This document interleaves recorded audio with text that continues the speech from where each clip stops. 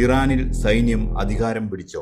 സമാധാന ചർച്ചകൾ പൊളിച്ച് വീണ്ടും യുദ്ധം തുടങ്ങാൻ കാരണം ഖമനേയിയുടെ സംസ്കാര ചടങ്ങിലേക്ക് ഒഴുകിയെത്തിയ ലക്ഷങ്ങളോ? റഷ്യൻ യുദ്ധവിമാനങ്ങൾ ടെഹ്റാനിലെത്തിയതെന്തിന്? മൂന്നാം ലോകമഹായുദ്ധ ഭീതിയിൽ ലോകം. മധ്യസ്ഥ ചർച്ചകളെല്ലാം പൊളിഞ്ഞു.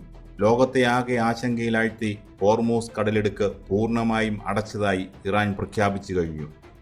തുടർച്ചയായി ഇറാന്റെ സൈനിക കേന്ദ്രങ്ങളിൽ അമേരിക്ക ബോംബുകളും മിസൈലുകളും വർഷിക്കുകയാണ്. ഗൾഫിലെ അമേരിക്കൻ താവളങ്ങൾക്ക് നേരെയും ശക്തമായ ആക്രമണമാണ് നടക്കുന്നത്. ഇതിനിടയിൽ റഷ്യൻ യുദ്ധവിമാനങ്ങൾ ടെഹ്റാനിൽ ലാൻഡ് ചെയ്തതായും റിപ്പോർട്ടുകളുണ്ട്. പെട്ടെന്ന് എങ്ങനെയാണ് കാര്യങ്ങൾ ഈ രീതിയിലേക്ക് മാറിയത്? സമാധാന ചർച്ചകളുടെ അവസാന ഘട്ടത്തിൽ നിന്ന് ഇറാൻ എങ്ങനെയാണ് വീണ്ടും യുദ്ധക്കളത്തിലേക്ക് ഇറങ്ങിയത്? ഇവിടെയാണ് ഇറാനിലെ ആഭ്യന്തര രാഷ്ട്രീയവും അവിടുത്തെ സൈന്യത്തിൻ്റെ അധികാരവും നമ്മൾ തിരിച്ചറിയേണ്ടത്.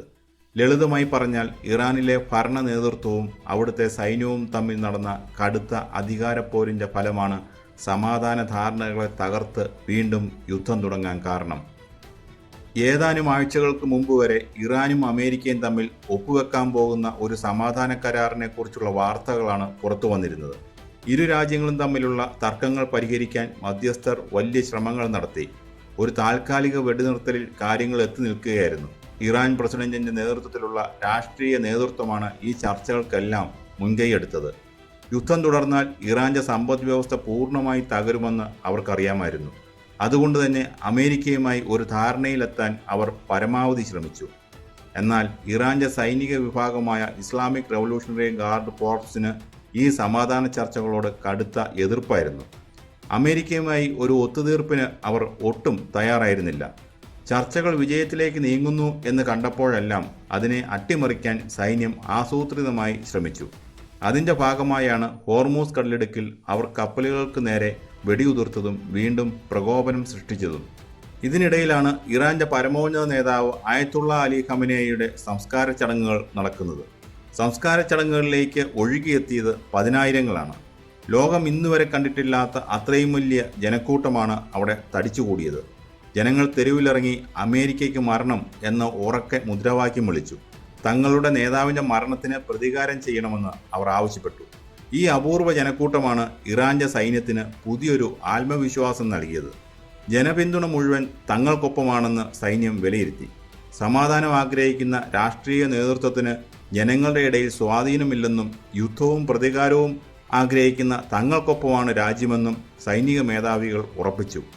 ഈ ഒരു തിരിച്ചറിവാണ് എല്ലാ ധാരണകളെയും അട്ടിമറിക്കാൻ സൈന്യത്തിന് ധൈര്യം നൽകിയത്. പ്രസിഡന്റിന്റെ നേതൃത്വത്തിലുള്ള ചർച്ചകളെ പൂർണ്ണമായും തള്ളിക്കൊണ്ട് സൈന്യം ഭരണം കൈപ്പിടിയിൽ ഒതുക്കുന്ന കാഴ്ചയാണ് പിന്നീട് കണ്ടത്. അവർ സമാധാന കരാറിൽ നിന്ന് പിന്മാറി അമേരിക്കയ്ക്ക് നേരെ വീണ്ടും യുദ്ധം പ്രഖ്യാപിച്ചു. ഹോർമൂസ് കടലിടുക്ക് പൂർണ്ണമായും അടച്ചതായി ഇറാൻ പ്രഖ്യാപിച്ചു.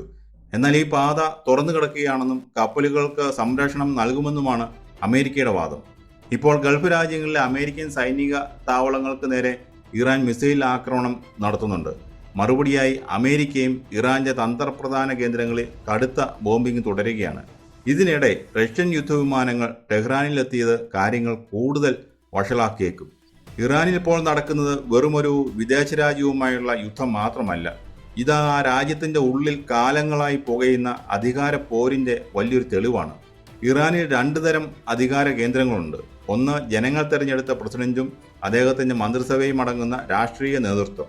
രണ്ട്, പരമോന്നത നേതാവിൻ്റെ കീഴിൽ പ്രവർത്തിക്കുന്ന IRGC. സമാധാന ചർച്ചകൾ വിജയിച്ചിരുന്നെങ്കിൽ അതിൻ്റെ ക്രെഡിറ്റ് മുഴുവൻ പോകുക ഇറാന്റെ രാഷ്ട്രീയ നേതൃത്വത്തിനാണ്. അത് സൈന്യത്തിൻ്റെ പ്രാധാന്യം കുറയ്ക്കും. എന്നാൽ ഖമനേയിയുടെ സംസ്കാര ചടങ്ങിൽ കണ്ട ജനക്കൂട്ടത്തെ സൈന്യം തങ്ങളുടെ സ്വാധീന ശക്തിയായി കണക്കാക്കി. രാഷ്ട്രീയക്കാരെ പൂർണ്ണമായും സൈഡ് ലൈൻ ചെയ്തുകൊണ്ട് സൈന്യം അധികാരം കയ്യിലെടുത്തു. ഇറാനിലെ ജനാധിപത്യ സംവിധാനങ്ങളുടെയും രാഷ്ട്രീയ നേതൃത്വത്തിൻ്റെയും സമ്പൂർണ്ണ പരാജയമായിട്ടാണ് ഇതിനെ കാണേണ്ടത്. മറ്റൊരു പ്രധാന കാര്യം റഷ്യയുടെ ഇടപെടലാണ്. റഷ്യൻ യുദ്ധവിമാനങ്ങൾ ടെഹ്റാനിലെത്തിയത് വെറുതെയല്ല. അമേരിക്കയ്ക്കെതിരെ ഇറാനെ ഒരു ആയുധമായി ഉപയോഗിക്കാൻ റഷ്യ ആഗ്രഹിക്കുന്നുണ്ട്. യുക്രൈൻ യുദ്ധത്തിൽ റഷ്യയെ ഇറാൻ സഹായിച്ചിരുന്നു. ഇപ്പോൾ ഇറാൻ ആവശ്യമായ സാങ്കേതിക സഹായങ്ങളും ആയുധങ്ങളും നൽകാൻ റഷ്യ മുന്നോട്ട് വരുന്നു. ഇത് ഈ യുദ്ധത്തെ കേവലം രണ്ട് രാജ്യങ്ങൾ തമ്മിലുള്ള പോരാട്ടത്തിൽ നിന്ന് മാറ്റി ഒരു മൂന്നാം ലോകമഹായുദ്ധത്തിൻ്റെ ഭീതിയിലേക്ക് എത്തിക്കുന്നു. ഈ യുദ്ധം ഇങ്ങനെ തുടർന്നാൽ വരും ദിവസങ്ങളിൽ എന്തൊക്കെ സംഭവിക്കാം?